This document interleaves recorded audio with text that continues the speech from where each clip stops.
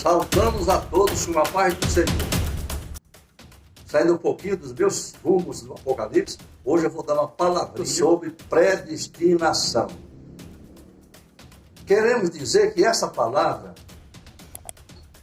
ela vem perdurando aí pelo sucessor de Lutero, senhor chamado João Calvino, um grande teólogo, conheço a sua biografia, e isso vem na cabeça dele, essa palavra predestinação, porque tem na Bíblia, mas não no sentido que ele fala, que ele ensina. E tem se recebido perguntas sobre esse assunto, predestinação. Tá? Vamos falar sobre isso. Jesus diz: falsos profetas se levantarão e enganarão a muito. E todos os demais apóstolos deram uma pincelada. Pedro diz: eles farão negócio de vós. Quer dizer, estão vendendo a palavra de Deus, deturpando a palavra de Deus, estão de fato falsificando a palavra de Deus para defender a sua teoria. Nada tireis da minha palavra. Aí foi Deus falando por meio de intermédio de Salomão. E nada acrescentei, para que não seja tido por mentirosos. É um perigo muito grande. Com especialidade, o Apocalipse dá uma repetida nisso aqui, lá no final, quando o próprio Jesus disse: olha, isto é a minha palavra, está se concluindo, aquele que quer tirar um i ou aumentar um tio nas palavras da profecia deste livro, também será tirado, aumentado as pragas que nele está registrado, e também será tirado o seu nome do livro da vida. Aí o seu destino é inferno, se você quiser aumentar alguma coisa. Então, eu quero dizer para você que a predestinação, ela existe em sistema condicional. Por quê? Condicional e incondicional. Condicional é em Cristo. Incondicional é aquele que realmente, mesmo que queira ser salvo, vai para o inferno, porque Deus o fez para ir para o inferno. Até hoje eu nunca vi, meus 73 anos, a maior heresia que eu já ouvi dentro alguém falar da Bíblia Sagrada. Que isso não existe, isso foge totalmente dos projetos salvíficos de Deus, viu? Que quer que todos os homens sejam salvos, viu? Então é isso que precisamos fazer, é pregar a palavra, é ensinar a palavra, viu? Mas isso é uma aberração. E em cima disso, tem muitos crentes em cima do muro. Eu não sei se eu estou salvo, porque se fosse a predestinação, todo o livro, todo o assunto bíblico que nós pregamos estava fora de comum, de contexto, porque com a queda de Adão e sua esposa, viu? Pecaram, violaram o mandamento, e Deus, chegando lá, fez uma promessa de redenção. Quando ele chegou na serpente, na cobra, que ainda estava lá no jardim, no Éden, ele começou a falar com a serpente, com o diabo que estava introduzido na serpente, que foi a primeira médium do mundo. E ele começou a dizer assim: eis que eu vou colocar inimizade entre tu e a mulher, entre a tua semente e a sua semente. Esta te ferirá a cabeça e tu lhe ferirás o calcanhar. Quer dizer, irmão, aí nasceu a promessa de redenção. Deus fez uma promessa realmente de mandar o seu filho, porque eu já havia combinado isso aí com ele antes da fundação do mundo. Salvar todos que nele creem, não todos que são predestinados. Isso não tem uma vírgula dando apoio para o cara falar isso, viu? Então você fica à vontade. Minha irmã que ouviu, realmente fez a pergunta, vá para a igreja, continue servindo a Deus, servindo na medida possível, participando da Santa Ceia do Senhor, tomando do seu corpo e do seu sangue, porque ele disse: aquele que beber do meu corpo, beber do meu sangue, tem vida eterna, e eu ressuscitarei no último dia. Quer dizer, para ter vida eterna, participar da ceia, não é ser predestinado, não. Você vê que a expressão gramatical, eles têm largado de mão, porque eles sabem que eles são estudados. Eu sei que eles conhecem o que é gramática, conhecem o que é sujeito. Mas para a base nossa, vamos dar umas piadinhas em Efésios. Devido à minha vista, que está muito embaçada, eu fiz cirurgia de cataratas e não deu muita recompensa, não. a minha auxiliar, a professora Márcia, ela vai ler, tá? E na medida que ela for lendo, eu vou dando paradinha para explanar um pouquinho, tá? No primeiro versículo 3. Bendito Deus e Pai de nosso Senhor Jesus Cristo, o qual nos abençoou com todas as bênçãos espirituais nos lugares celestiais em Cristo. Como também nos elegeu nele antes da fundação do mundo, para que fôssemos santos e irrepreensíveis diante dele em caridade. Bendito seja o Deus e Pai de nosso Senhor Jesus Cristo, que nos tem abençoado com toda sorte de bênçãos espirituais em Cristo. O Cristo é uma figura, um personagem especial de Deus. E também nos elegeu nele para que fôssemos, tá vendo, né? Eleger. O que nós vamos fazer? Considerações, ponderações, as palavras. E nos elegeu nele, tá vendo? Ele está falando de Cristo. O sujeito do texto é Cristo. É nele. Não falou que tinha negócio de predestinação. Veja que ensino deturpado, ensinos falsificados, vocês não ignoram, porque eu já sei que isso iria acontecer. Jesus já deixou isso alerta lá em Mateus, e muitos apóstolos também. Mas aí eu vendo a necessidade, porque muitas perguntas. Eu estou salvo. Olha, eu não vou se garantir, porque a salvação é me manter fiel, perseverante, em obediência. É isso que faz nos segurar a salvação. Esse negócio de predestinação, não, que Deus lhe fez para você ir para o inferno. Isto não existe, porque o projeto bíblico não fala nada disso. O que o projeto fala é que Deus quer que todos os homens sejam salvos. Para isso ele tomou as providências. E para ser salvo, tem que passar por Jesus, a 8ª aliança da Bíblia. Novo e eterno testamento, quando estava lá na Santa Ceia, última Santa Ceia. Então veja bem, é isso que ele quer. Então você veja, né? E nos elegeu nele, tá certo? Nele, somos eleitos dele. Eles falam do negócio de eleição, porque tem umas referências bíblicas lá em Mateus, lá em Apocalipse, que diz que Deus já tinha botado os nossos nomes no livro da vida, antes da fundação do mundo. Analisa bem. Antes de Deus fundar o mundo, na sua onisciência, ele já sabia o que iria acontecer, tá certo? Antes da fundação do mundo, Deus já estava pensando em mim e você. E a intenção de Deus com o pecador é recuperado. O próprio Jesus falou, eu não vim para condenar o mundo, mas para salvá-lo, tá vendo? Então ele não fechou aqui diferença. Hoje nós temos 8 bilhões de pessoas ocupando a superfície da terra, que foi isso que ele requereu de Adão e de Noé. Seres fecundos, multiplicai-vos e enchei a terra. Isso está dentro dos projetos de Deus, porque no transcorrer da história humana, hoje nós estamos aí a 206 países, tá certo? 6,7 idiomas e dialetos falado, viu? Falado, e Deus querendo e trabalhando para recuperar o homem caído. Eu estou falando homem em sentido genético, homem e mulheres, viu? E as mulheres são até melhor para servir o Senhor. Então você fique firme, minha irmã. Fique firme, porque não existe isso não. Isso é doutrina diabólica, viu? Fique firme, porque isso não existe. Então está dizendo aqui, ó, conforme nós lemos, né? E nos elegeu nele. Nele quem? Jesus. Ele que falou, e ele predestinou nós. Mas aqui está botando o personagem que está na frente. E nos obedeceu, e nos elegeu nele. Quem é ele aqui? É Jesus. Jesus é o sujeito, ligando a expressão gramatical do versículo 1 até aqui o versículo 16, por aí assim. É Jesus, o personagem que Paulo está ensinando naquela igreja. E exigindo realmente santidade. Porque tem muitos que pregam de outra doutrina, salva uma vez, salva para frente, para sempre. Já convivi com crente aí de determinada denominação, se agora eu posso adulterar, posso prostituir, posso fazer o que eu quero, que eu já sou salvo. Eu já sou salvo, porque tem uma expressão de Jesus, aqueles que vêm a mim, de maneira nenhuma lançarei fora.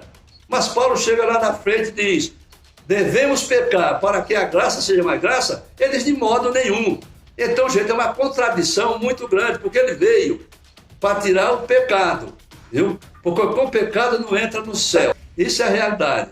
Então, meus irmãos, nós vamos para o céu morar, viver a eternidade com Cristo. Eu até pregava errado por causa dos folhetos que fundaram aí errado, para evangelizar. Quando tu morreres, onde passarás a eternidade? A eternidade não passa, ela é permanente. Então, meus irmãos, veja bem, e nos elegeu dele. Prossegue. Versículo 5. E nos predestinou para filhos de adoção por Jesus Cristo, para si mesmo, segundo o beneplácito de sua vontade. Está vendo? Beneplácito quer dizer prazer. É o prazer de Deus quando vê a pessoa salva. E Ezequiel diz que ele não se comprasse com a morte do ímpio, mas precisa se arrepender. Agora precisa passar por Jesus. Quando ele disse, eu sou o caminho, a verdade e a vida, ninguém vai ao Pai a não ser por mim. Tá certo? Mas o prazer de Deus, porque ele projetou isso aí, de superpovoar o mundo. Hoje com 6,7, ou seja, 8 bilhões de pessoas ocupando a Terra. A Terra está povoada, viu? O propósito de Deus está cumprido. E ainda vou te dizer, o pecado da humanidade está cheirando mal as narinas de Deus. E outra vez eu falei que Deus trabalha com 3 condições. Olha bem, é tempo, medida e tolerância. São 3 coisas que, de fato, ele trabalha. Como assim? Medida cheia, tempo esgotado e tolerância acabada. Tá? Isso demonstra na cidade de Sodoma e Gomorra, no mundo antediluviano e por aí vai. Vou falar no mundo antediluviano, vocês analisam bem. Pedro falou que 8 pessoas se salvaram do dilúvio, né? Agora, irmão, no mundo que viveu, eu mesmo já fiz a cronologia 1656 de Adão a Noé, tendo filhos e filhas, a multidão de gente que existia já no mundo. Esse povo vivendo 900, 600, 800 anos, gerando filhos e filhas. É muita coisa, não é? Mas o que acontece? Será que Deus estava preparando esse povo todinho para matar, para morrer? Só salvar 8 pessoas, para salvar 8 pessoas, Deus fazer tudo isso? Não é uma cegueira espiritual de quem prega uma história dessa, né? Deus fez todo o possível. O que fez Deus salvar Noé e sua família foi a obediência, viu? Quando ele decretou, dizendo, vou acabar com o homem que criei, porque me arrependo de ter criado o homem. Aí a gente tem que somar, meus irmãos, fazer um estudo sistemático, teológico, do Gênesis do Apocalipse, para você descobrir determinados assuntos profundos, para não ensinar bobagem e você mesmo botar a sua salvação em xeque. Porque se você estiver aumentando para defender a tua tese, você vai para o inferno também pior do que os outros. E enganar os que estão te acompanhando. Então veja bem, como poderia acontecer isso, né? Um mundo de 1656 anos. Isso eu fiz eu mesmo na cabeça. Mas foi o Espírito de Deus, meu mestre e salvador, que me ensinou a fazer. Aí você vai para a cidade de Sodoma e Gomorra. Olha, 3 pessoas foram salvas. 4 cidades foram extintas, conforme está ali em Gênesis, né, no capítulo 19 diante. Então o que quer dizer? 3 pessoas foram salvas. Será que só foi Jó, Ló e as suas 2 filhas que ele fez para a salvação? E o restante do povo, até sua esposa, foi feita para a perdição, para ir para o inferno? Esse era o projeto de Deus para com a cidade de Sodoma e Gomorra, meu irmão. Olha o texto, se é isso que o texto diz. Leia pacientemente o capítulo 18 e 19 de Gênesis. Interprete para você ver como é que a coisa funciona. Então, essa palavra, olha, causou um estrago tremendo. Paulo surge com esses 2 versículos, um em Romanos e outro lá em Efésios. Eu pulei para Efésios para mostrar que a predestinação está em Cristo. Tá certo? Lê e repete o versículo, professor. Versículos 5, 6 e 7. e nos predestinou para filhos de adoção por Jesus Cristo para si mesmo, segundo o beneplácito de sua vontade, para louvor e glória da sua graça, pela qual nos fez agradáveis a si no amado, em quem temos a redenção, pelo seu sangue, a remissão das ofensas, segundo as riquezas da sua graça. Amém? Observe bem. Versículo 7. Em quem temos a redenção, né? O que é redenção? Essa palavra começou em Gênesis, capítulo 5, ou 6, meu melhor, desculpa, e versículo 15. Que aí nasceu a promessa de redenção. O que é redenção? Ato ou efeito de redimir. E o que é redimir? É libertar pagando um preço. Libertar e pagar um preço e tirar do mercado. Como se funcionava a escravidão no tempo em que a Bíblia foi escrita. Não vou falar tudo, que é muita coisa para nós conectar em um assunto como esse. Mas você vê em quem temos recebido pelo seu sangue, né? A redenção. Então observe bem, que é nele, é Jesus Cristo. Como é que eu posso realmente, Jesus, morrer para limpar o pecado só dos que eram salvos? Como é que esses que já são salvos pecaram? E se é necessário pregar para esse povo. Como bem diz que é a rede que pega os escolhidos, eleitos. Eleito de Deus, se a palavra eleito e predestinação tem sim, meus irmãos. Mas predestinação condicional em Cristo, é nele. Olha a expressão nele, olha a expressão nele. E por aí prossegue. E observa bem, irmão, como é que sai de contexto gramatical. Se for assim, a vida toda cheia de erro. Jesus, com a conversa com Nicodemos, no capítulo 3, versículo 16, se eu pudesse, eu ia ler o capítulo 3 todinho, para mostrar a vocês todos os pontos. Mas Nicodemos foi ter com Jesus, preocupado em ver tantos milagres que ele estava operando. Nicodemos era doutor da lei, viu? Lá em Israel, e fez essa pergunta para ele, né? E ele diz assim, ó, Senhor, eu sei que tu és homem vindo de Deus, que ninguém pode fazer os sinais que tu faz, se Deus não for com ele. Jesus disse, necessário é nascer de novo. Olha, Jesus não disse, é necessário você ser predestinado. Se Nicodemos fosse uma pessoa predestinada, o doutor da lei, ele tinha falado assim, mas necessário é nascer de novo. Nicodemos responde, como é que pode um velho, já velho, voltar ao ventre materno e nascer segunda vez? Jesus disse, na verdade eu vos digo, que aquele que não nascer da água e do Espírito não entrará no reino dos céus, tá? Observe bem, que aquele que não nascer da água não é ser predestinado, teria que encaixar essa palavra. Aquele que não nascer da água e do Espírito, símbolo da palavra pregação do Evangelho, é esse o sinal. Primeiro eu vou ouvir. Se eu aceitar o convite, no momento eu sou justificado diante de Deus. Aí por diante eu passo a ser uma nova criatura, é um novo nascimento. Quem está em Cristo, nova criatura é, que as coisas velhas passaram, você está entendendo? É 3 passos, justificação, regeneração e santificação. Depois de você ser regenerado, segue-se a santificação até o final da sua vida, o arrebatamento da igreja, para você chegar no céu. Viu? Santificação. E o escritor aos Hebreus diz todas as letras, segui a paz com todos e a santificação, porque sem a qual não verás a Deus. Tá? Santificação segue a vida cristã. Porque tem outros detalhes aí que o crente não se perde, o crente não se desvia. Outra doutrina realmente diabólica. Os crentes não se perdem, porque salva e acabou. E se há como o crente perder a salvação, não há como perder, isso que ensinam, mas perde sim, viu? Se não perdesse, não tinha tanta recomendação, 613 mandamentos para nós botar em prática. Eles passarão os céus e a terra e minhas palavras não hão de passar. Quer dizer que eu tenho essa condição, eu obedeço a palavra, perseverar firme, quer dizer isso, ou senão eu vou me perder. Então tem como, são tudo doutrinas, quer dizer que não está no contexto do projeto salvífico de Deus, que está inserida no seu Filho, conforme nós lemos, né? Quando ele diz a redenção, viu? Redenção, libertar pagando um preço. Isso é a palavra redenção.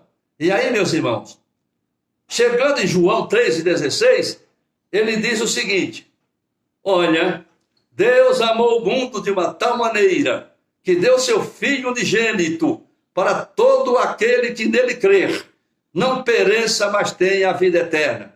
Olha bem, que nele crê. Ele não diz para todo aquele que for predestinado.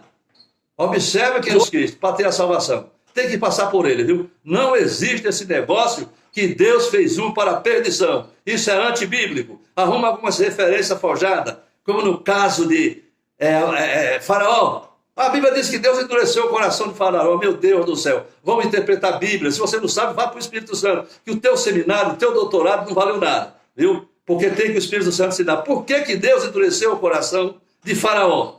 Porque era necessário aquelas 10 pragas, Deus consentindo, porque Deus tinha o objetivo com os seus servos de sair de lá com grandes fortunas. Se não fosse assim, eles tinham saído de mãos vazias. Mas quero dizer para vocês, Deus endureceu o coração de Faraó ao ponto de matar o primogênito que era o Dodói. Não só dele, mas de todo o povo egípcio. Que diz a Bíblia lá em Êxodo, capítulo 12, que em toda a casa de egípcio havia um defunto, um morto. Por que um? Porque primogênito é só um. E quando ele viu que aquilo estava demais, liberou o povo. Se Deus não endurece o coração dele e libera o povo na primeira praga, Israel tinha saído de mãos vazias. Mas olha bem, quer dizer, estou falando agora, já misturei uma coisinha com a outra que se chama livre-arbítrio, que é outra bobagem que diz que não existe. Então veja só, endureceu Faraó, mas isso eles também ingerem essa passagem, que está em Romano, aí coloca como predestinação, que Deus predestinou Faraó para ser aquilo. Mas lá diz que Deus endureceu o coração de Faraó. Lá no Ide de Jesus, conforme Marcos 16, 15 a 20, quando ele disse Ide e pregar o evangelho a toda criatura, quem crê e for batizado será salvo, e quem não crê será condenado. Ide e pregai o evangelho a toda criatura. Quem crê e for batizado será salvo. A palavra está na fé, está no crer, rapaz. Jesus falou. Paulo falando aos Romanos, capítulo 1, versículo 16, ele diz que não me envergonho do evangelho, que é poder de Deus para a salvação de todo aquele que nele crê. Quem crê, e não tem nada que for predestinado. Que Deus abençoe. Até no próximo.